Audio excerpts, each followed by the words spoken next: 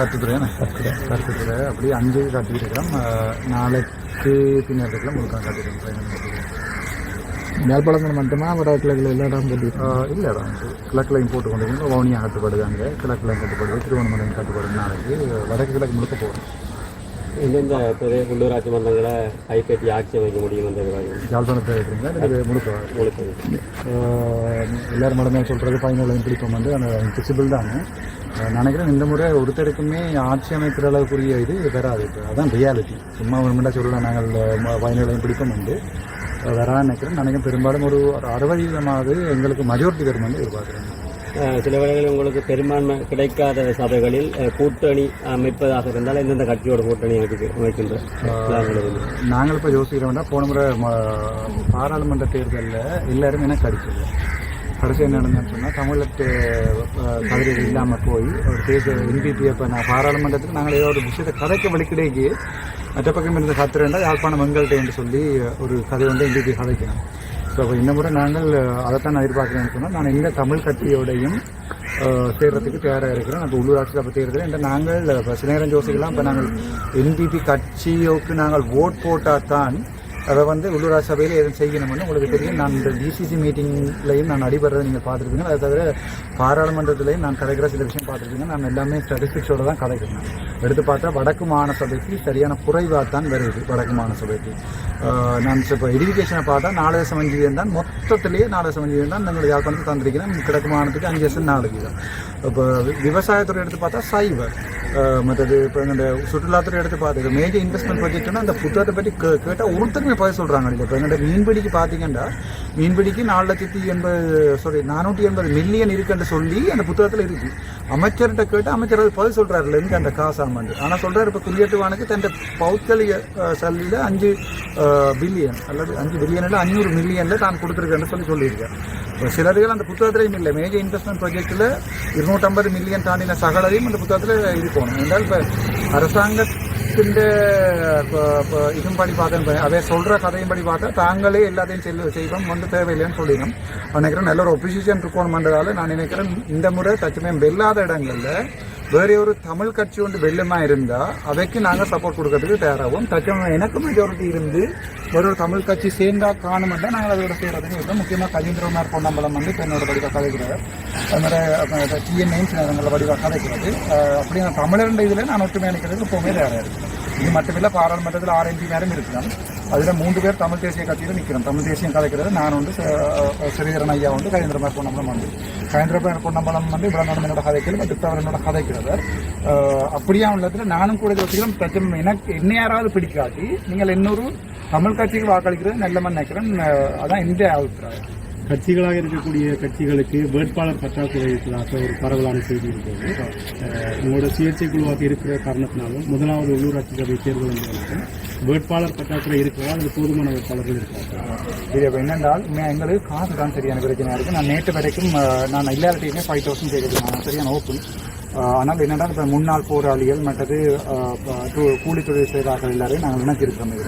அதில் இப்போ அவையிட்ட 5,000 ரூபா கேட்கல. எனக்கு இந்த வீடியோ ஒரு கோல் வந்து சரியான கவலையான விஷயம் என்றால் டாக்டர் நான் தென்மராட்சியில் காய்க்கும் ஒரு 2,000 பேங்கில் இப்போ போடுறதுக்கு நிற்கிறேன். அப்போ நான் சொல்லி நீங்கள் எந்த இதில் கேட்குறதுக்கு வேறு இல்லை நாங்கள் ஒன்றுலையுமே இன்னும் எடுக்கலை எங்களை. ஆனால் நான் டாக்டர் என்னோட நேற்றையான் கூலி சம்பளத்தில் 2,000 இருக்குது போடுறதுக்கு எனக்கு சரியான கவலையாக இருந்தேன். இப்போ 1-2 பேர் இப்போ தந்துருக்கணும். இப்போ நாங்கள் கிட்டத்தட்ட 6,70,000 கிட்ட 5 பிரதேசக்கூடிய காசை கட்டியிருக்கோம். நம்ம சேர்த்துக்குள்ள வழி 5,000 ரூபா காசு ஒரு ஆளுக்கு அது சரியாக தாங்கலாமல் இருக்குது. பட் நகரம் எங்களுக்கு ஆக்கள் பிரச்சனை இருக்குது. இப்போ கிளிநொச்சி ஃபுல்லாக ஆக்கள் லிஸ்ட் ரெடி கட்டுறதே காசு இல்லை.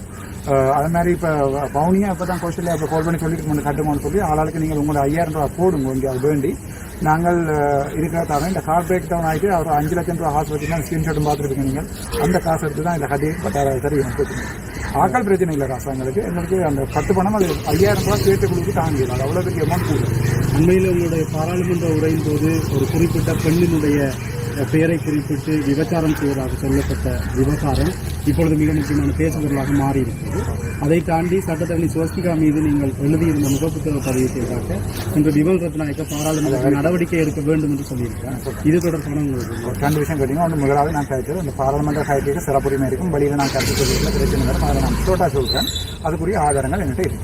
அதை வேண்டாம் சட்ட நடவடிக்கை எடுக்கலாம். அதுக்குரிய ஆதாரங்கள் என்கிட்ட இருக்கு. முதலாவது. ரெண்டாவது ஸ்வஸ்திகா அருண்லிங்கம் ஸ்வஸ்திகா அருண்லிங்கம் நினைக்கிறேன். அவ சம்பந்தமா நான் எந்த பாராளுமன்றத்தில் எந்த இதுவும் இதுவரைக்கும் நான் கலைக்கல. விமல் ரத்நாயகன் அந்த பாராளுமன்ற இதை கேளுங்க வடிவா அவர் சொல்லியிருக்கார். அந்த கன்சார்ட்ல பதிவாயிருக்கு. இந்த கன்சார்ட்ல பதிவாயிருக்கிறத ரிமூவ் பண்ண சொல்லித்தான் அவர் கேட்டிருக்காரு. நான் பார்லிமெண்ட்ல கதைக்கிறேன். நான் இல்லாத நாட்களில் வேறு யாரோ ஒரு ஆள் அபாவை பற்றி ஏதோ கன்சார்ட்ல கதைச்சிருக்கணும் போல இருக்கு.